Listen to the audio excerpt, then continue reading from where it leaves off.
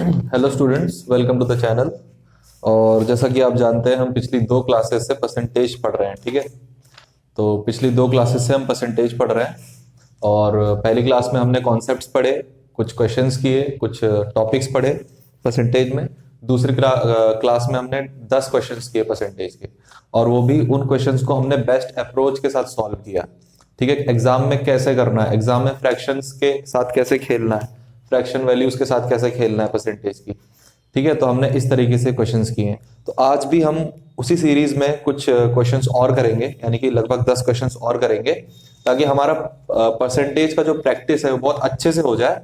और हम इसलिए इतना परसेंटेज पे जोर दे रहे हैं क्योंकि आगे आने वाले जो भी टॉपिक्स हैं, जो भी चैप्टर्स हैं, वो परसेंटेज पे बहुत ज्यादा बेस्ड करते हैं। ठीक है, रिलाई करते हैं। तो इसके लिए हम इस पे बहुत ज्यादा जोर दे रहे हैं। और हम आज भी 10 क्वेश्चंस करेंगे, और हम हर तरीके के क्वेश्चंस करेंगे परसेंटेज में। हम हर तरीके के क्वेश्चंस करेंगे, हर टाइप के क्वेश्चंस करेंगे।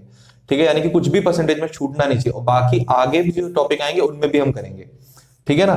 तो एक बार मैं चेक कर लेता हूं कि विजिबिलिटी कैसी है, फिर हम स्टार्ट करते हैं। यस, विजिबल तो अच्छे से है। एक मिनट, बस ये कर दूं, बस।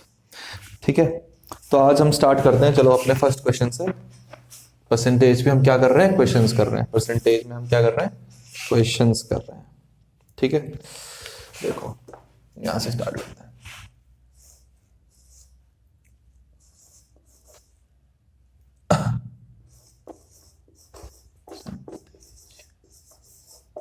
परसेंटेज में हम क्या कर रहे हैं, हम कर रहे हैं क्वेश्चंस। ठीक है ना, हम कर रहे हैं क्या, क्वेश्चंस कर रहे हैं।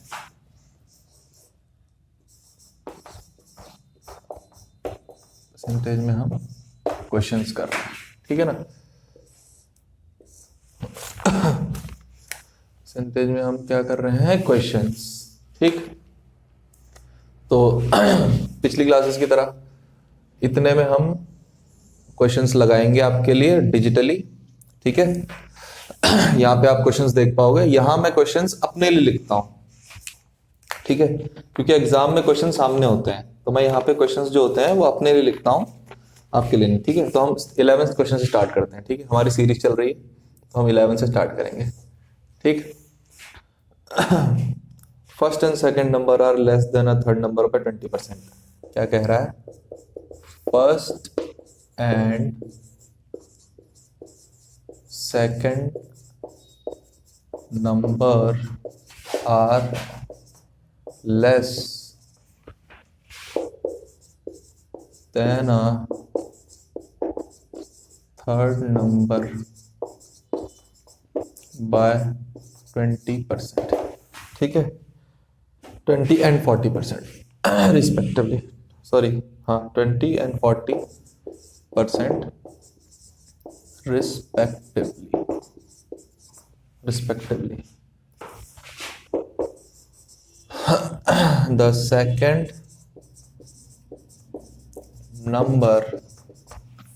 second number is less than the first number by कितना। ठीक है, और ऑप्शन दिए हैं 7%, ठीक है, 4%, 3% और 25%। ठीक है, यहां तक। तो क्वेश्चन हमारा इतने में आ गया। ठीक है, अब देखो क्या कह रहा है, first and second numbers are less than a third number by 20% and 40%। देखो क्या कह रहा है, एक नंबर है ए, ठीक है, ये फर्स्ट नंबर है, एक नंबर है बी, ये सेकेंड नंबर है, और एक नंबर है सी। कह रहा है पहला जो नंबर है वो सी से, यानी तीसरे नंबर से 20% कम है, लेस है। और जो दूसरा नंबर है वो तीसरे नंबर से 40% लेस है, 40% लेस है।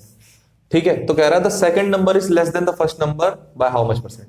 तो कह रहा है कि जो सेकंड नंबर है, ये वाला नंबर है, वो इससे कितना छोटा है, वो इससे कितना छोटा है। देखो पहला नंबर जो है उसकी क्या वैल्यू दे रही है, 20% लेस है। तो 20% लेस का मतलब क्या हुआ, 20 का फ्रैक्शन वैल्यू क्या होता है, 1/5।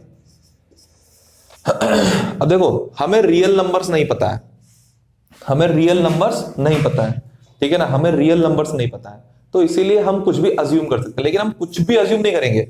हम सिस्टमेटिकली 20% के से निकालेंगे तो 5 अज्यूम करेंगे, 5 यूनिट अज्यूम करेंगे उस नंबर को, उस रियल नंबर को, ठीक है ना। तो हम यहाँ पे क्या करेंगे, 5 यूनिट हमने अज्यूम किया कि जो पहला नंबर है वो 5 यूनिट है, ठीक है। जो पहला नंबर नहीं, जो तीसरा नंबर जो सी है वो 5 यूनिट है। भाई सी से ही तो छोटा है ना, सी से तो 20% छोटा है ये ए। तो मान लो सी जो है वो 5 है। मेरी बात को फिर से समझो, फिर से समझो, देखो देखो मेरी एक बात समझो। ये कह रहा है कि जो पहला नंबर है यानी कि ए, वो सी से यानी कि तीसरे नंबर से 20% छोटा है, 20% लेस है, ठीक है ना। वो तीसरे नंबर से 20% लेस है। तो 20% लेस का मतलब क्या होता है कि 20% की सबसे पहले तो फ्रैक्शन वैल्यू क्या होती है, 1/5। अब कह रहा है 20% लेस है ये नंबर सी से, यानी तीसरे नंबर से, तीसरा नंबर सी है। तो अगर ये नंबर 5 जो है सी मान लें, ये अगर सी है, ये क्या है, ये सी है, तो ये इतने परसेंट छोटा है ये नंबर। भाई ये सी है और इतने परसेंट छोटा है ये नंबर। तो भाई 5 में से इतने परसेंट यानी कि 1 को माइनस कर दूं तो 4 आएगा। तो क्या आएगा, 5 में से 1 को माइनस अगर मैं कर दूं, 5 में से 1 को माइनस कर दूं, 5 में से 1 को माइनस कर दूं तो क्या आएगा, 4 आएगा। 5 में से अगर मैं 1 को माइनस कर दूं तो क्या आएगा, 4 आएगा, है ना। 5 में से 1 को माइनस किया तो 4 आया, यानी कि 5 में का 20% हमने माइनस कर दिया तो एक नंबर आया। लेकिन ये सब किस में चल रहा है, ये सब चल रहा है हमारा रेशियोज में चल रहा है, ये एक्चुअल वैल्यूज नहीं है, इस पे मत कंफ्यूज होना। ये एक्चुअल वैल्यूज नहीं है, ये तो हम मानते हैं, सपोज करते हैं। जैसे बचपन में हम x सपोज करते थे, अब हम बड़े हो गए हैं तो इसलिए हम इनको सपोज करते हैं, ठीक है। 5 में से 1 गया तो 4 बचा, यानी कि वो नंबर 4 है, ठीक है। यानी कि a और c का रेशियो क्या है, a और c का रेशियो क्या है, a कितना है, 5 है, और c कितना है, 4 है, 20% लेस है उससे, ठीक है। अब b कितना है, b जो है वो 40% लेस है c से। क्या है ये, 40%। 20% 1/5 होता है तो 40% उसका दुगना यानी 2/5 होगा। यानी कि इसमें अगर c हम इसको मान लें, c अगर ये 5 है तो इतना कम है b, कितना, 2, 40% कम है। तो इसका मतलब 5 में से अगर 2 गया तो कितना बचा, 3 बचा। यानी कि ये क्या है, ये b है, ये क्या है हमारा, b है। अब देखो a और b और c का रेशियो, b और c का रेशियो, b और c का रेशियो क्या है, b 3 है और c पुराना 5 है, ठीक है। अब वो क्या कह रहा है, हमको रेशियो पता चल गया a और c का, b और c का, और देखो इसमें c का रेशियो सेम है, तो यानी कि a b का रेशियो भी, ये सारे रेशियो एकदम सही है, अलाइंड है ये सब, ठीक है ना। इनको हम एक करने की जरूरत नहीं है। अब देखो, the second number is less than the first number by how much %। तो जो कह रहा है सेकेंड नंबर यानी कि b कितना छोटा है a से, तो a से कंपेयर करेंगे, a कितना है, 4 है। देखो हमको इसमें इनको इक्वल करने की जरूरत नहीं, क्योंकि ये रेशियोज जो है वो सही है एकदम। 5 देखो c 5 है, इसके साथ ये रेशियो, इसके साथ ये रेशियो, तो यानी कि कुछ करने की जरूरत नहीं, कुछ मल्टीप्लाई करने की जरूरत नहीं। अब देखो a से कंपेयर करना है इसलिए इसको 4 नीचे लिखा, जिससे कंपेयर करते हैं उसको नीचे लिखते हैं। b कितना छोटा है, कितना छोटा ही कंपेयर करना है, तो b कितना है, 3 है, b 3 है, यानी ये 4 है तो ये 3 है, यानी कि 1 कम है, ठीक है। और 100 से मल्टीप्लाई परसेंटेज निकालने के लिए, तो 1/4 होता है, हमें पता है, जब 25% होता है। 1/4 कितना होता है, 25%, हमको मालूम है। हमारा आंसर क्या है, 25%, ठीक है। तो इस तरीके से एक बार देख लेता हूं विजिबिलिटी।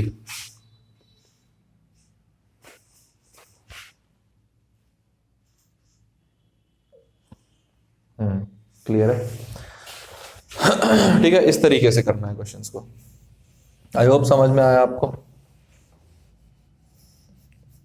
देखो यार, सच बता रहा हूं मैं आपको थोड़ा स्लो पढ़ा रहा हूं, मुझे क्वेश्चंस लिखने पड़ रहे हैं, लेकिन जो मैं अप्रोच बता रहा हूं ना, और जो जितनी क्लियरली बता रहा हूं आपको, मैं जितना क्लियरली अपनी अप्रोच को बता रहा हूं मैं, उतना क्लियरली बहुत कम मास्टर बताते हैं, बहुत कम टीचर्स बताते हैं, ठीक है। हवा में सब उड़वाते हैं और पता है क्या ट्रिक बताते हैं, ट्रिक। और ट्रिक जो होती है ना वो हर जगह अप्लाई नहीं होती है। आप ट्रिक से 1000 क्वेश्चन कर लोगे, लेकिन 1001 क्वेश्चन जो आएगा ना वो आप नहीं कर पाओगे। तो 10th हमारा हो गया, वैसे कल हम 11th हो गया हमारा, 12th देखो 12th क्या बोल रहा है, a number on subtracting 15 from it reduces to 80%। A number on subtracting on a number on subtracting subtract on number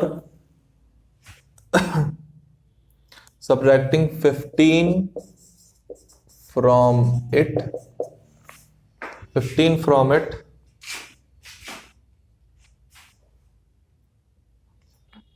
on 15 from it reduces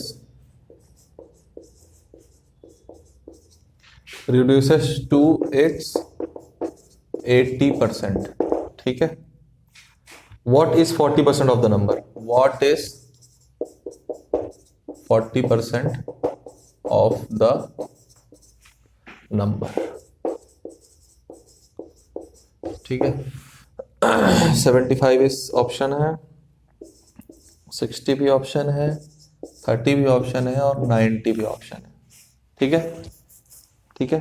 अब देखो क्या कह रहा है, ध्यान समझना। A number on subtracting 15 from it reduces to its 80%। What is 40% of the number.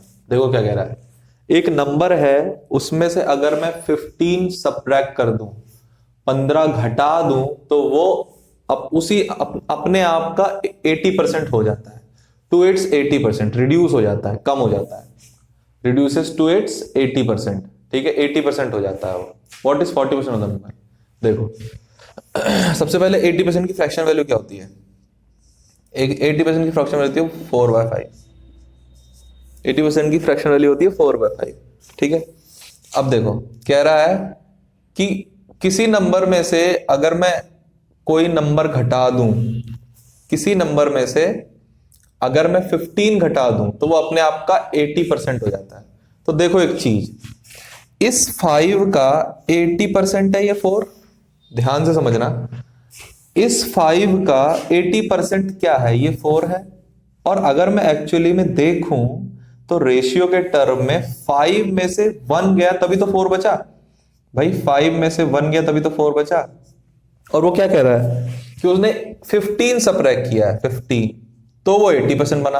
तो 5 का भी तो 80% 4 होता है। तो यहां मैं 1 घटा रहा हूं रेशियो के टर्म्स में, और एक्चुअल वैल्यू जो है 15 घटा रहा हूं। तो भाई ये मैं ये कह सकता हूं ना कि 1 जो रेशियो के टर्म्स में वैल्यू है उसी की वैल्यू 15 है, यानी 1 15 के बराबर है। तो नंबर कितना होगा, 15 पंजे 75, फिर 75 है नंबर। नंबर कितना है, 75 है। अब वो कह रहा है कि इसी में 40% बढ़ा दो। तो 10% कितना है, 10% कितना है 7.5, 20% 15 और 40% 30 बढ़ा दो। तो 75 प्लस 30 कितना हो गया, 75 प्लस 30 70, एक मिनट, 7.5 15 20%, हाँ 30।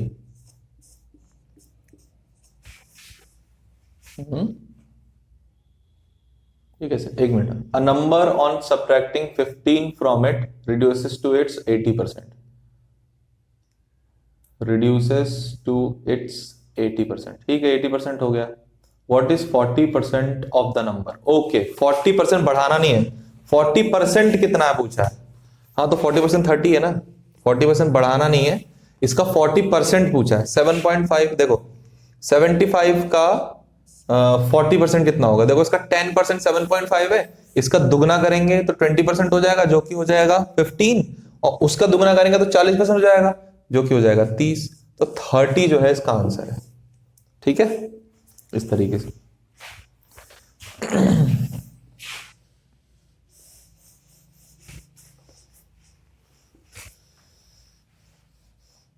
इस तरीके की अप्रोच आपको एग्जाम्स में लगानी है। और एग्जाम में बहुत कुछ लिखना नहीं होता है, मैं तो आपको समझाने के लिए मुझे लिखना पड़ता है, तो इसमें बहुत कुछ आपको लिखने की जरूरत है नहीं। देखो 13th question, a number when reduces by 10% gives 30 as a result. A number when reduces by 10% gives 30 as a result. Gives 30 as a result. The number is number कितना है?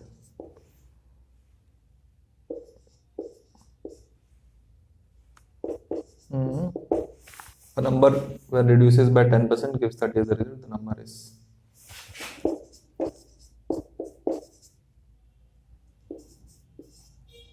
I hope मैंने ऑप्शन सही लिखे हो। देखो, a number when reduces by 10% gives 30 as a result. The number is, क्या कह रहा है? एक नंबर को अगर मैं 10% कम कर दूं, 10% कम कर दूं तो वो 30 दे देगा। ठीक है, 10% की मतलब क्या होता है? 1/10। 10% का 1/10 होता है, 10% का 1/10 होता है। ठीक है, अब वो कह रहा है नंबर में रिड्यूसेस बाय 10%, तो यानी कि 10 ओरिजिनल नंबर है, उसका 10% अगर मैं, ओरिजिनल नंबर नहीं है मतलब ये फ्रैक्शन वैल्यूज है, 10 यूनिट का 10% 1 होता है। तो वो कह रहा है कि नंबर में से 10% घटा दो, तो मैं 10 में से 1 घटाऊंगा तो क्या आंसर आएगा? 9 आएगा। 9 आएगा ना। अब वो कह रहा है वही 9 तो क्या है? 30 है। वही 9 तो 30 है। 10% गिव्स 30 एज अ रिजल्ट। 30 आता है जब 10% रिड्यूस कर दोगे तो। नंबर में reduced by 10% gives 30 as a result.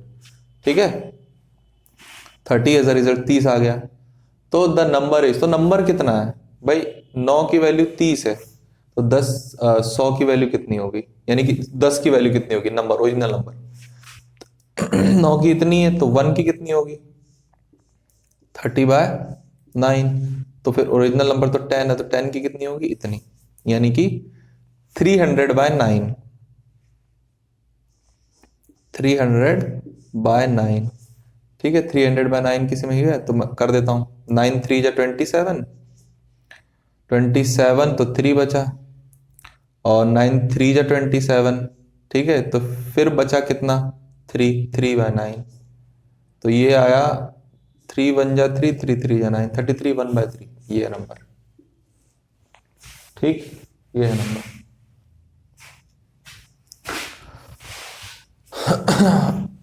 देखो कितना इजीली क्वेश्चंस होते हैं। पता है, एक चीज आप समझना कि थोड़ा टाइम मेरी क्लास में मैं लेता हूं, बहुत स्लो कराता हूं, लेकिन एक चीज समझना, जितना आप मेरी वीडियोस को ज्यादा देखोगे ना, आपके दिमाग में आपको पता भी नहीं चलेगा और एक अलग ही अंडरस्टैंडिंग डेवलप हो रही होगी। क्योंकि ये जो क्वेश्चंस हैं, जब मैंने अपने टीचर से सीखे थे, जब मैं अपने टीचर से पढ़ता था, तो मुझे भी थोड़ा कठिन लगता था, थोड़ा अजीब लगता था, लेकिन मुझे पता नहीं चला और अपने आप मेरे सॉल्यूशन में एक अलग अंडरस्टैंडिंग डेवलप हो गई, मतलब अलग ये तरीका डेवलप हो गया, और मुझे इस बारे में पता भी नहीं चला। और यकीन मानिए, आप भी अगर इसको देखेंगे मेरी वीडियोस को, तो अलग अंडरस्टैंडिंग डेवलप हो जाएगी और कोई क्वेश्चन कठिन नहीं लगेगा। आप देखना मैं कैसे कठिन कठिन क्वेश्चन कराऊंगा अभी। 14, इन एन एग्जामिनेशन को मैं एग्जाम लिख देता हूँ। Examination A got 25% marks more than B. B got 10% less than C. B got 10% less than C. and C got 25% more than D. C got 25% more than D. If D got 320 marks, if D got 320 marks out of 500,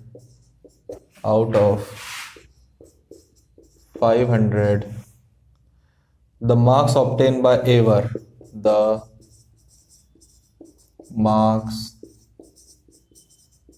obtained by A were 405, 450, 360 और 400।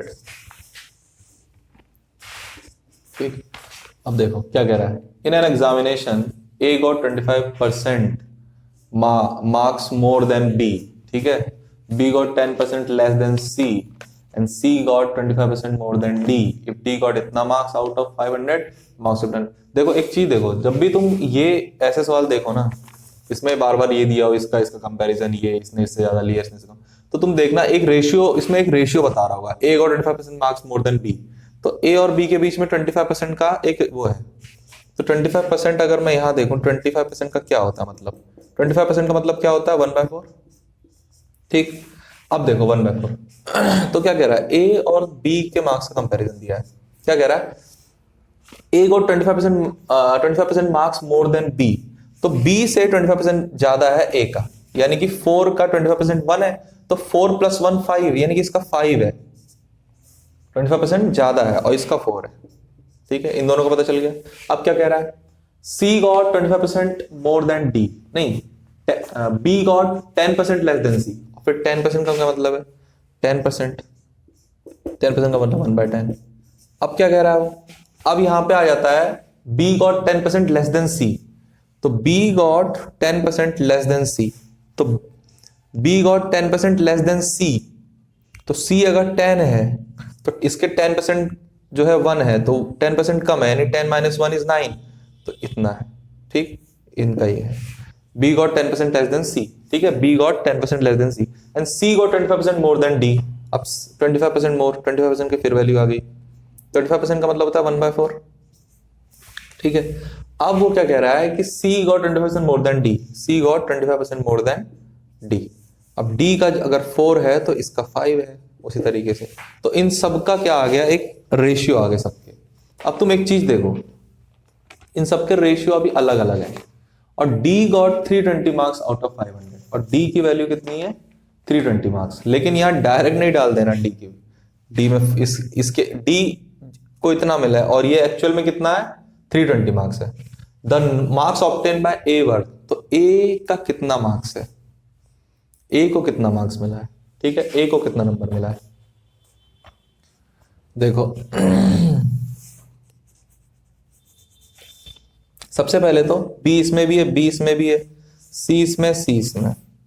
देखो सबसे पहले तो ना इस B को और इस बी को सेम करना पड़ेगा, इस सी को और इस सी को सेम करना पड़ेगा। तो इसको मैं ऐसे लिख सकता हूं, देखो मैं इसको यहां मिटा देता हूं, ये आप समझ गए, इसको मैं ऐसे मिटा देता हूं।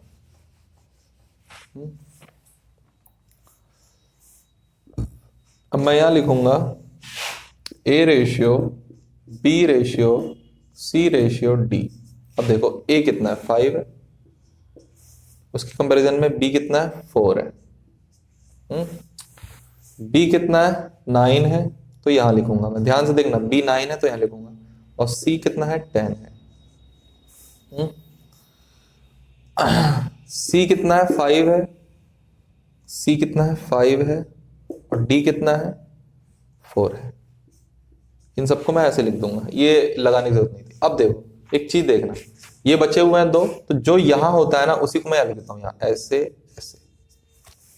ठीक है, यहां क्या बचा है 10, तो इसको मैंने ऐसे लिख दिया, यहां क्या बचा है 9, तो ऐसे लिख दिया, ये वाला इधर, और यहां पे क्या बचा है 5, इधर 5। ठीक है, ये ऐसे हो गया। अब ये ऐसे होगा, अब इन सबका हमें मल्टीप्लाई करना पड़ेगा सर। देखो 4 × 4 = 16, 16 और इंटू 10 160, 4 5 जा 20, 20 और 1 0 200, ठीक है। 5 4 जा 20 और 20 इंटू 9 18, 20 इंटू 9 180, मतलब 18 और 0 180, ठीक है। 5 4 जा 20, ठीक है, और 9, हाँ 9 9 2 जा 80, ठीक है, तो 180। और ये हो जाएगा 5 5 जा 25, 25 25 इंटू 9, ठीक है, या 9 5 जा 45 कर दो, 9 5 जा 45 और 45 इंटू 5 कितना हो गया 450, 450 का यानी कि 225, 450, हाँ 450 यानी कि 225, दो ये, ठीक है। अब देखो ये आया रेशियो। अब वो क्या कह रहा है, कुछ करने की जरूरत नहीं। अब देखो क्या कह रहा है, डी को अगर 320 मिले हैं तो डी कौन सा है, ये है। डी को अगर 320 मार्क्स मिले, देखो डबल है इसका, 160 का डबल 320 है, डबल है, ठीक है। तो कह रहा है कि ए को कितने मिलेंगे, ए का भी डबल। भाई जब इतने यूनिट इतने के बराबर है तो एक यूनिट किसके बराबर है, एक यूनिट जो है 160 के बराबर है, ठीक है, डबल है ना ये, तो इसका भी डबल कर दो, 225 का डबल, 225 का डबल कितना होगा 450, 450 तो आंसर 225 का 450, 450 आ गया, 450 ये रहा। तो ए को कितने नंबर मिले 450। इसी तरह से आप बी का भी निकाल सकते हो 360, इसी तरह से आप इसका भी निकाल सकते हो 400, जिसका निकालना है उसका निकाल दो डबल करके, ठीक है, बहुत आसान तरीके से। आई होप ये बहुत अच्छा क्वेश्चन था और आई होप आपको समझ में आया हो, बहुत अच्छा तरीका था ये करने का।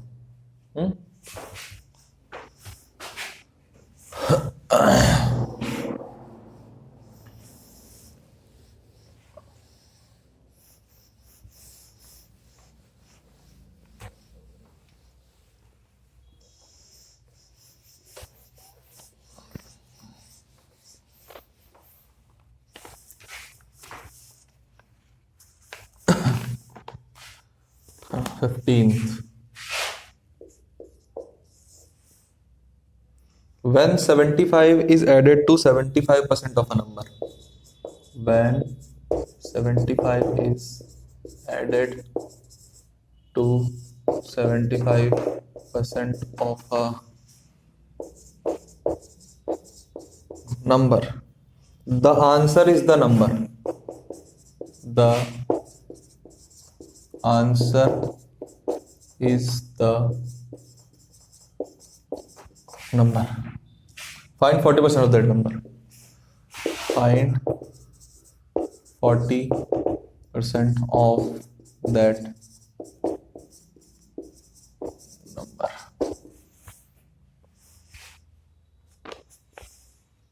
100, 80, 120, 160, ठीक है।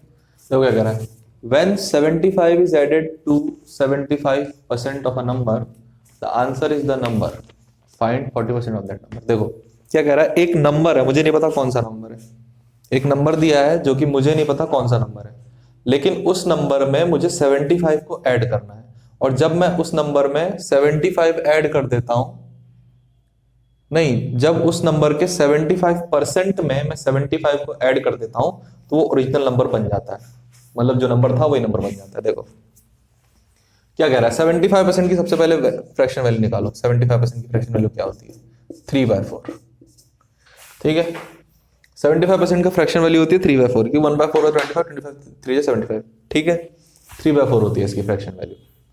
अब देखो क्या कह रहा है, जब किसी नंबर का 75% उसमें मैं ऐड कर देता हूं तो फिर वो नंबर बन जाता है।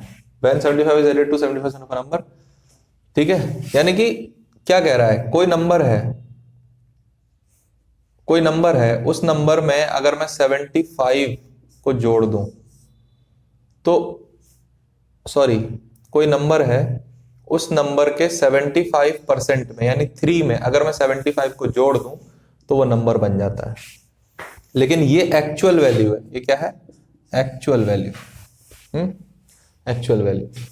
तो किसी नंबर के 75% में अगर मैं 75 जोड़ता हूं तो वो नंबर बन जाता है, ओरिजिनल नंबर। तो फिर बताओ उस नंबर का 40% क्या होगा?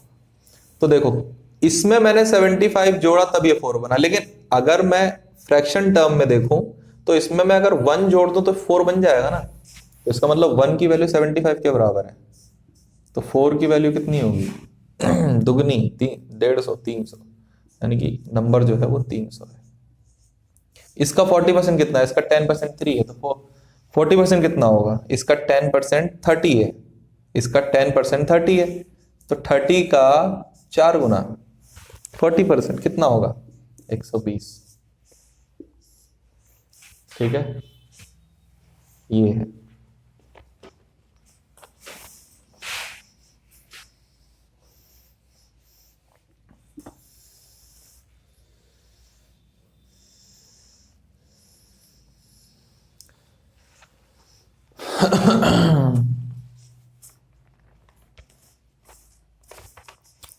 तो 16th question, price of sugar raised by 20%, by how much percent should the consumption of sugar be reduced? Price of sugar raised by 20%, by how much percent should the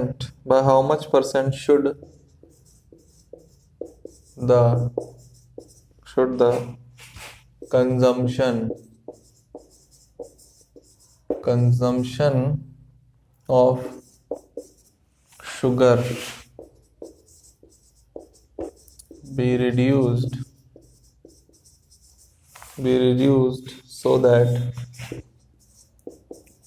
that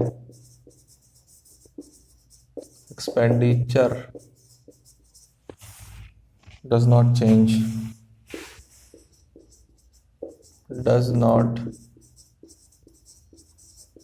change. 20%, 10%, 16/3% या 15%। देखो क्या कह रहा है, price of sugar raised bye 20%, bye how much percent should the consumption of sugar be reduced so that expenditure does not change. अब देखो ये questions के टाइप बदल गए, तरीका अब अलग लगेगा, इसमें अलग नहीं लगेगा, रहेगा वही, लेकिन ये अलग टाइप का क्वेश्चन है, ठीक है ना। तो कह रहा है कि अगर शुगर के प्राइस 20% बढ़ गए तो मैं कंजम्पशन को कितना कम कर दूं कि मेरा जो एक्सपेंडिचर है वो सेम रहे, ठीक है ना। जैसे जब किसी चीज के प्राइस बढ़ जाते हैं तो हम क्या करते हैं, वो चीज कम लेते हैं ताकि हम उतना ही पैसा खर्च करें जितना पहले करते थे। यानी कि क्या इसमें कांस्टेंट है? एक्सपेंडिचर कांस्टेंट है। प्राइस बढ़ गया शुगर का, कंजम्पशन घटेगा, लेकिन जो कांस्टेंट रहेगा, जो वही रहेगा, जो बदलेगा नहीं, वो क्या रहेगा? एक्सपेंडिचर। ठीक है, अब देखो देखो सबसे पहले 20% की फ्रैक्शन वैल्यू, सब में काम वही है, 1/5। अब क्या कह रहा है, देखो, price of sugar raised bye 20%, price of sugar जो है वो 20% बढ़ गई। यानी कि पहले वो देखो, एक चीज सोचो, किसी चीज का क्या था, कंजम्पशन कितना हो रहा है, कंजम्पशन किसी चीज का कंजम्पशन, ठीक है, उसका प्राइस, भाई जितना हम कंज्यूम करेंगे, जैसे मान लो 2 केले कंज्यूम कर रहे हैं, 10 रुपए का है, तो 2 × 20, ये क्या हो जाएगा? ये हो जाएगा हमारा expenditure, is equal to expenditure, यहां पे आएगा एक्सपेंडिचर, एक्सपेंस लिख देता हूं मैं, ठीक है, इतना खर्च किया मैंने। ठीक है, अब देखो क्या कह रहा है वो, कि शुगर का प्राइस 20% बढ़ गया, यानी कि 5 का 20% कितना होता है? 5 का 20% 1 होता है, यानी कि शुगर का प्राइस पहले कितना था? पहले शुगर का प्राइस कितना था? 5 था। अब 20% बढ़ गया, यानी कि 6 हो गया। ठीक है, शुगर का प्राइस 20% बढ़ गया, यानी कि 5 में 5 का 20% 1 होता है, 5 में 1 जोड़ देंगे तो 6 बन जाएगा। यानी कि पहले जो हम कंजम्पशन करते थे शुगर का, उसका प्राइस बढ़ चुका है, यानी कि सॉरी प्राइस यहां लिखूंगा ना, प्राइस यहां लिखूंगा। प्राइस पहले 5 था, अब 6 हो गया। ठीक है, पहले प्राइस 5 था, अब 6 हो गया। विजिबिलिटी चेक कर लो। पहले प्राइस 5 था, अब 6 हो गया। ठीक, अब देखो, लेकिन हमारा एक्सपेंडिचर जो है वो कांस्टेंट होना चाहिए। मान लो 5 इतना प्राइस का शुगर मिलता था मुझे, इतना 5 मिलता था, या 6 मिलता था, 6 यूनिट। ठीक है ना भाई, मैं 6 यूनिट कंजम्पशन करता था, जिसका प्राइस मुझे 5 पड़ता था। बताऊंगा क्यों मैंने 6 लिखा है। ठीक है, तो मुझे 6 5 जा 30 रुपए मेरा एक्सपेंस होता था। ठीक है, 30 रुपए मेरा जाता था। अब क्या हो रहा है? अब प्राइस बढ़ गया, यानी कि 20% बढ़ के वो 6 रुपए हो गया। तो अब मुझे एक चीज बताओ कि मैं कितना कंजम्पशन करूं, कितना कंजम्पशन करूं कि प्राइस मेरा अब भी, एक्सपेंस यानी खर्चा मेरा अब भी 30 ही रहे, सेम रहे, खर्चा 30 रहे। 30 रुपए का ही खर्चा होना चाहिए। तो देखो, इसमें मैं क्या मल्टीप्लाई करूं कि ये आ जाए? तो ऊपर से पता चल रहा है 6 5 जब 30 होता है, 5 6 जब तो 30 होता है, तो 6 5 जब तो 30 होता है। देखो ये हो गया। अब 6 5 30। अब देखो समझाने वाली बात क्या थी। एक्सपेंस जो हमारा था पहले भी उतना ही था, अब भी उतना ही, यानी कि एक्सपेंडिचर जो है वो कांस्टेंट है। और उसमें बोला गया है that expenditure does not change, तो हमारा एक्सपेंडिचर नहीं बदला। ठीक है, यानी कि ये पॉइंट हमारा सही है, एक्सपेंडिचर हमारा नहीं बदला। प्राइस 20% बढ़ गया, प्राइस पहले ये था, अब ये हो गया, 20% प्राइस बढ़ गया। अब कंजम्पशन हम अगर इतना प्राइस था तो इतना करते थे, 6 यूनिट करते थे, ज्यादा करेंगे जाहिर सी बात है, और अब कम करेंगे। ठीक है, तो अब देखो ये करेंगे, तो मैं देखो यहाँ पे 5 और 6 इसलिए ले लिए क्योंकि मुझे यहाँ 5 और 6 दिख रहे थे, आसानी से मल्टीप्लीकेशन हो जा रहा था। ठीक है ना, आसानी से मल्टीप्लीकेशन हो जा रहा था, तो इसलिए मैंने ये ले लिए थे। इतना दिमाग खुद लगाना पड़ता है। ठीक, अब देखो वो क्या कह रहे हैं, how much percent should the consumption of sugar be reduced. तो कह रहा है कंजम्पशन कितना रिड्यूस करूं मैं, इसके बारे में पूछा है उसने, कितना रिड्यूस करना है। तो 6 से 5 करना है, यानी कि कंजम्पशन पहले 6 था, अब 1 रिड्यूस कर देना है। तो इसका मतलब वो कितने परसेंट हुआ?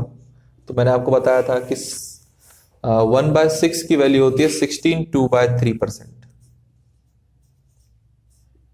ठीक है, तो मैं अगर इतना परसेंट कंजम्पशन मैं अपना कम कर दूंगा तो मेरा काम चल जाएगा, यानी कि मुझे एक्स्ट्रा पैसे खर्च नहीं करने पड़ेंगे। आई होप ये क्वेश्चन बहुत अच्छा था। ऐसे क्वेश्चंस एग्जाम में आते हैं, प्री लेवल्स में ऐसे क्वेश्चंस आते हैं, चाहे वो कोई भी एग्जाम हो, चाहे वो बैंकिंग हो, चाहे वो एसएससी हो, चाहे एनटीपीसी हो, चाहे यूपी पुलिस हो, ऐसे क्वेश्चंस आते हैं। ठीक है, तो इस पे ध्यान देना।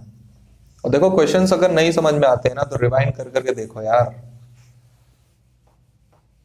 कंटेंट नंबर 1 दे रहा हूं मैं, ठीक है, कंटेंट बहुत अच्छा दे रहा हूं आपको, तरीका बहुत अच्छा समझा रहा हूं,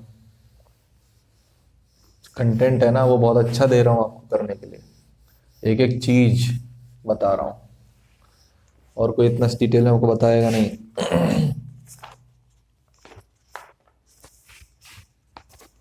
ठीक है, 17, what percent decrease in salary would exactly cancel out 20% increase? What percent decrease in salary, what percent decrease in salary would exactly cancel out exactly cancel out the 20% increase.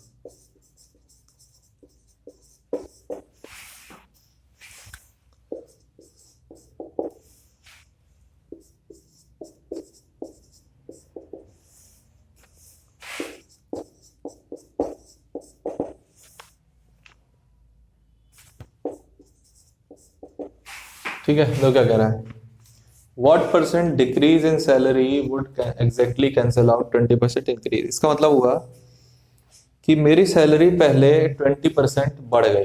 मेरी सैलरी कुछ थी, फिर वो 20% बढ़ गई, ठीक है ना, 20% बढ़ गई।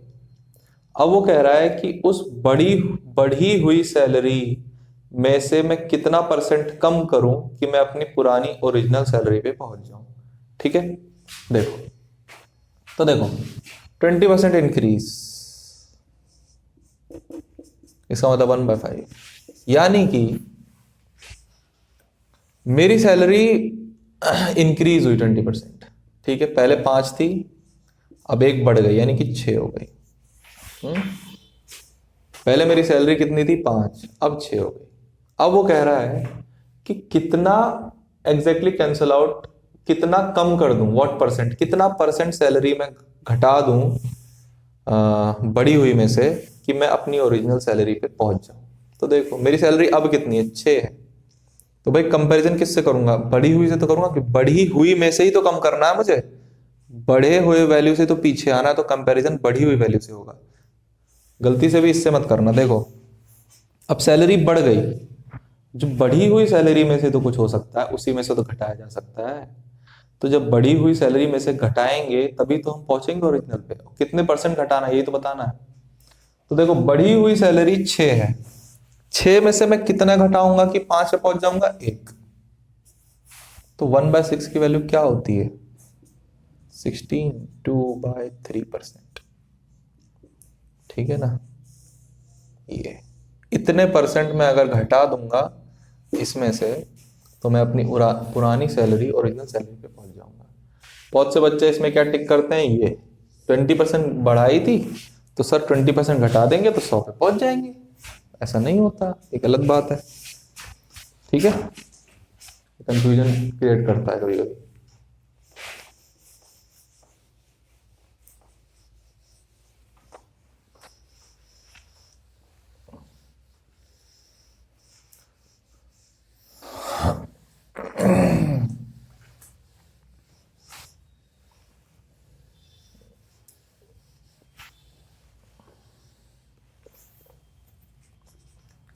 If food prices go up by 10%, by how much should a man reduce his consumption so as not to increase his expenditure?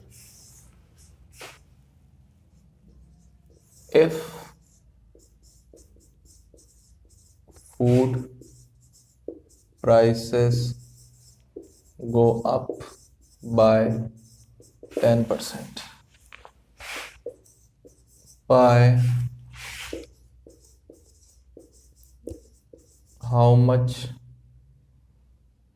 how much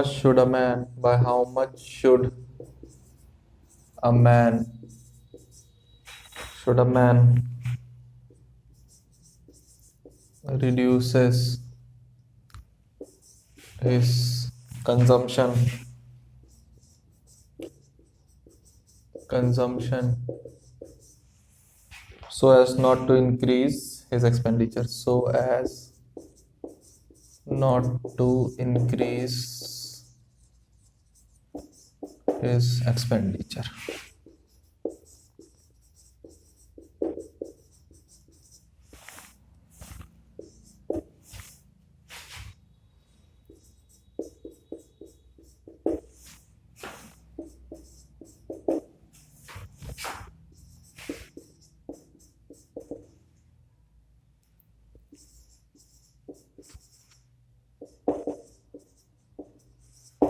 data insignificant. ठीक है,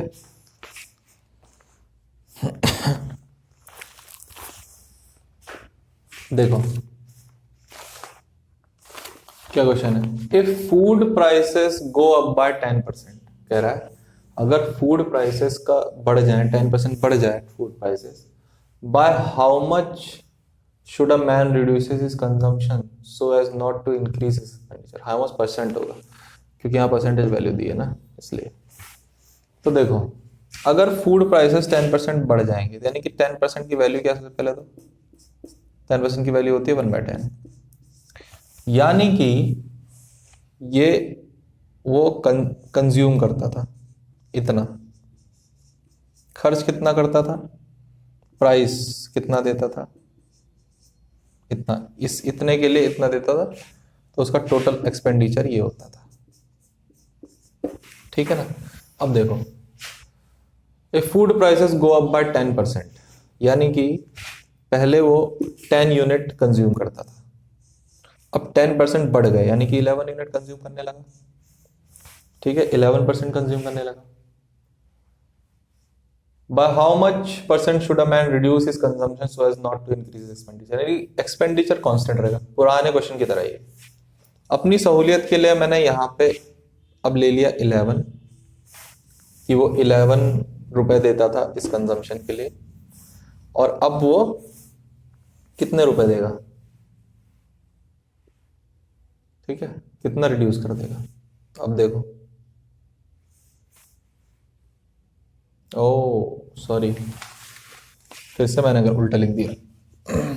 प्राइस दिया है ना, फूड प्राइसेस, कुछ नहीं, थोड़ा सा उल्टा, बस देखो 10 यूनिट वो 10 रुपए देता था फूड प्राइसेस के, अब वो 11 देगा, क्योंकि 10% बढ़ गया है। तो मान लो कि वो 11 यूनिट कंज्यूम करता था, अब कितनी यूनिट कंज्यूम करेगा, लेकिन उसका एक्सपेंडिचर सेम होना चाहिए, यानी कि 11 इंटू 10 इज 110, ये अब भी सेम होना चाहिए और पहले भी सेम होना चाहिए।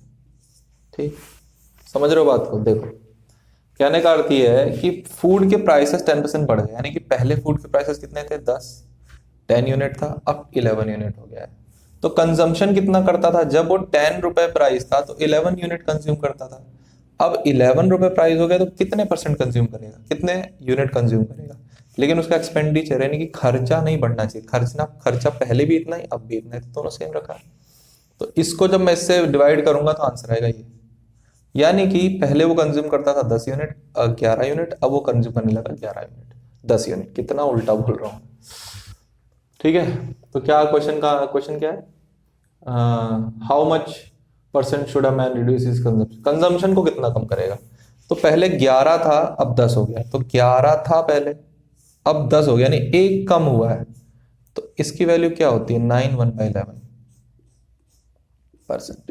इतना परसेंट उसको अपना कंजम्पशन घटाना पड़ेगा, ताकि उसका एक्सपेंडिचर कांस्टेंट रहे, पहले की तरह ही रहे। इसका आंसर ये वाला है। ठीक है,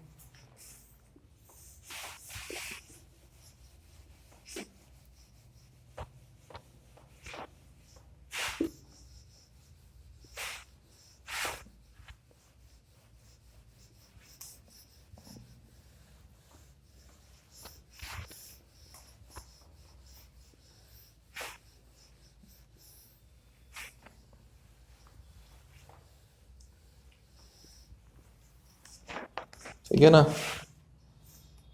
19th question,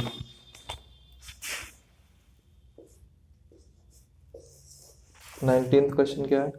the price of an article is decrease by 10%, to restore its former value the new price must be increase by how much percent? कह रहा है the price of article is decreased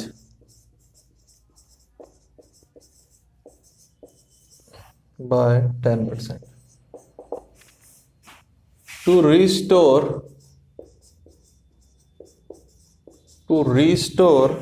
its former value,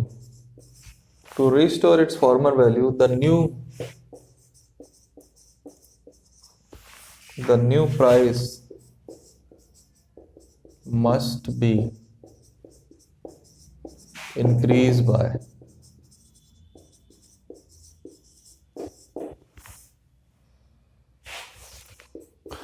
10%, 11%।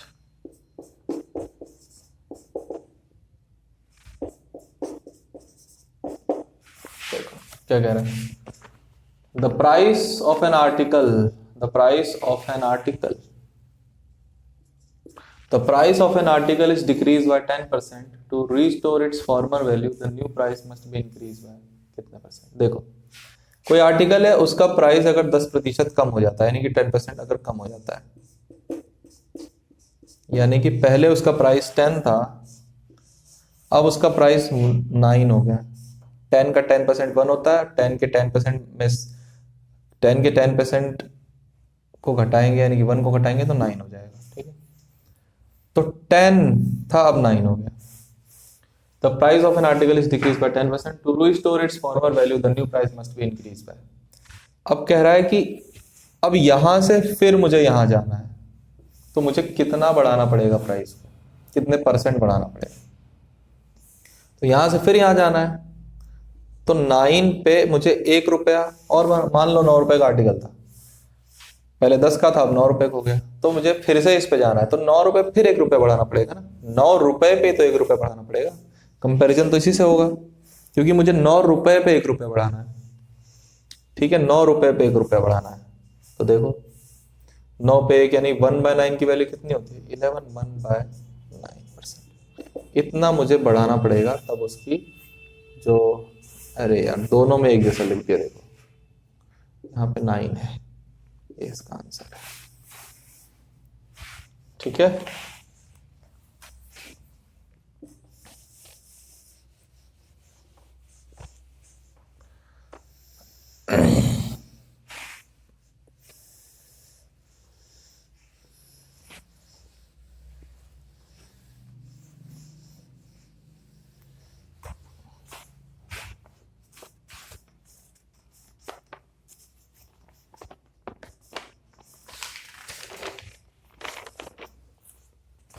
तो आज की class का हम last question करने जा रहे हैं। ठीक है, और लास्ट क्वेश्चन करने से पहले, अगर आप यहाँ तक आए हो, आपको मेरी वीडियो अच्छी लगी, मेरा पढ़ाने का स्टाइल अच्छा लग रहा है, तो प्लीज़ इस चैनल को सब्सक्राइब कर लीजिए, लाइक करिए, कमेंट करिए, शेयर करिए, ताकि मैं अभी नया हूँ और मुझे नए को अगर आप प्रमोट करेंगे तो आप मेरे ग्रोथ में शुरुआती दौर के मेरे वो बनेंगे, साथी बनेंगे।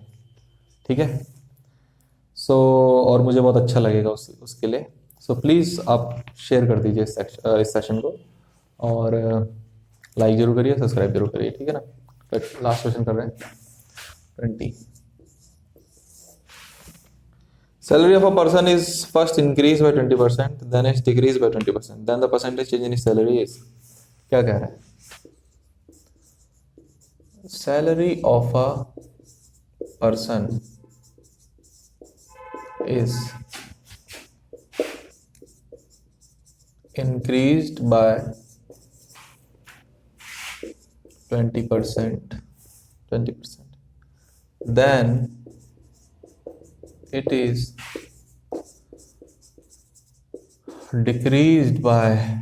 decreased by 20%. Then the percentage change, in his salary is what? 4% decrease, ठीक, 8% increase, 8% decrease, 20% increase। ठीक है, डिक्रीज इंक्रीज ये सब लिखा हुआ है। अब क्या कहना है, देखो, a salary of a person is increased by 20%। ठीक है, सबसे पहले तो उसकी सैलरी को इंक्रीज किया गया, यानी कि उसकी सैलरी पहले कितनी थी? उसकी सैलरी पहले कितनी थी? उसकी सैलरी पहले 20% से इंक्रीज की गई, यानी कि पहले उसकी सैलरी 5 थी, इंक्रीज ऑफ 20%। पहले उसकी सैलरी 5 थी, अब 6 कर दी गई, 20% का इजाफा हो गया। Then it is decreased by 20%, और उसके बाद उसकी सैलरी को 20% डिक्रीज कर दिया गया। ठीक है, यानी कि ये क्या है, ये है क्या कहते हैं इसको,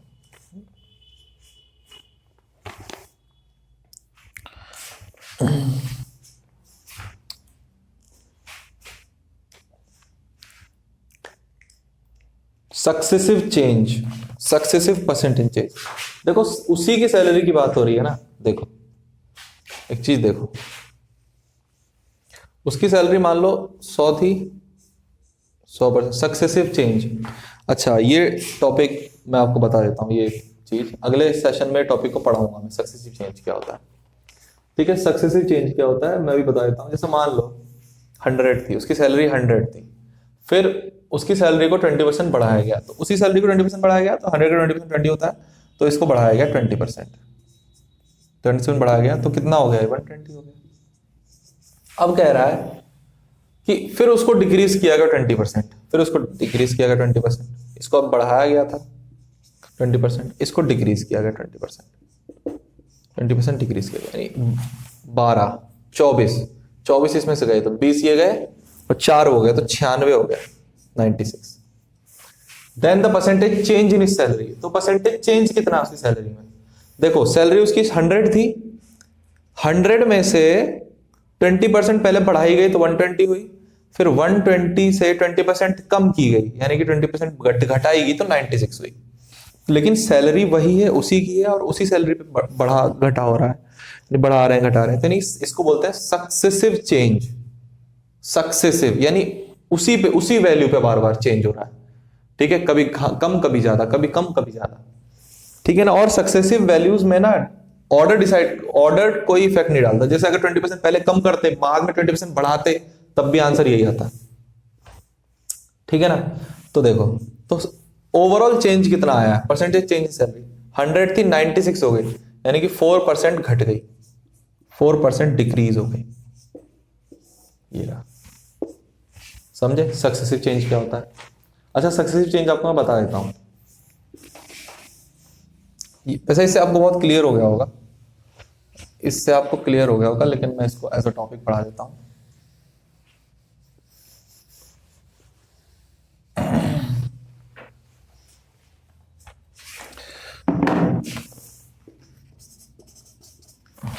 ठीक है, देखो सक्सेसिव चेंज क्या होता है। देखो मान लो जैसे कि अभी क्वेश्चन किया हमने, क्वेश्चन में क्या था,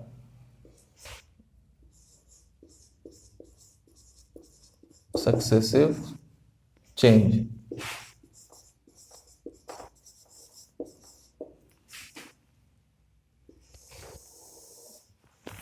ठीक है, सक्सेसिव चेंज देखो क्या था। देखो जैसे कोई 100 रुपीज है, 100 रुपीज, जैसे सैलरी है किसी की 100 रुपीज, किसी की सैलरी 100 रुपीज है, ठीक है, एक दिन की। अब इसको बढ़ा दिया गया 20%, तो इसको बन गई 120। फिर इसको घटा दिया जाए 50%, तो यानी कि 60 घटा दो इसमें से, 50% 60 होगा, 60 बच जाएगी। ठीक है, तो ओवरऑल कितना चेंज हुआ, 100 से 60 बन गया, यानी 40% डिक्रीज हुई उसकी सैलरी, 40% डिक्रीज हुई। तो ये जो किया है ना, एक ही वैल्यू पे बार बार चेंज हो रहा है, इसी को बोलते हैं सक्सेसिव चेंज। ठीक है ना, सक्सेसिव चेंज बोलते हैं, छोटा सा टॉपिक है। ठीक, और इसको ऐसे भी कर सकते हैं, जैसे 20% की सैलरी 20% बढ़ाई गई, 20% का मतलब होता है 1/5, यानी कि 5 से 6 हुई। ठीक है, उसका 50% कम हुई, 50% का मतलब होता है 1/2, तो इसका मतलब 2 से 1 हुई, तो ओवरऑल कितना हुआ, 5 2 10, 6 1 6, 10 से 6 हुई, यानी कि 40% घट गई, 40% घट गई। सक्सेसिव चेंज को ऐसे भी टेबुलर फॉर्म में भी लिख सकते हैं, ये आसान होता है। इसमें 2 3 जा 6 काट दो, तो 5 में से 3 40%, यानी 5 का 3 हो गया, 5 का 3 हो गया। ठीक है, तो यानी कि 40% कम हो गई, तो इस तरीके से। तो ये था हमारा सक्सेसिव चेंज। ठीक है, क्वेश्चन के साथ साथ आपको इसके बारे में और क्लियर होता जाएगा, मैं क्लियर कर दूंगा। और फिर से वही बात कि अगर आप क्वांट्स की तैयारी कर रहे हैं, देखो मैंने एक वीडियो डाला है जिसमें IBPS का अपना कैलेंडर आउट हो गया है, ठीक है, कब कब एग्जाम है, अगस्त सितंबर अक्टूबर नवंबर दिसंबर जनवरी तक पूरा एग्जाम्स है। और देखो तैयारी कराओ ना, यहाँ पे परसेंटेज चल रहा है, 6 महीने लगेंगे आपको अच्छे से तैयार करने में, जीरो से। ठीक है, साथ ही साथ हम जितने भी टॉपिक आएंगे, जितने भी टॉपिक होंगे सबको साथ में कवर करते चलेंगे, ठीक है, एक के बाद एक। अभी ये फिलहाल मैथ्स की क्लास है, रीजनिंग क्लास बहुत जल्दी स्टार्ट हो जाएगी आपकी, और हम सारे एग्जाम्स को कवर करेंगे, चाहे एसएससी हो। देखो टॉपिक सेम होते हैं, कोई अलग नहीं होता है, ऐसा नहीं कि एसएससी के क्वेश्चंस अलग हैं या बैंकिंग के क्वेश्चंस अलग हैं, क्वेश्चंस अलग नहीं होते, क्वेश्चन सबके सेम होते हैं, कौन सा क्वेश्चन आ जाए वो डिपेंड करता है। ठीक है, तो तैयारी करिए, ठीक है। बाकी अगर आपको हमारा चैनल अच्छा लगे, हमारा पढ़ाना अच्छा लग रहा है, तो प्लीज़ सब्सक्राइब करें। और बस thank you for watching this video, thank you.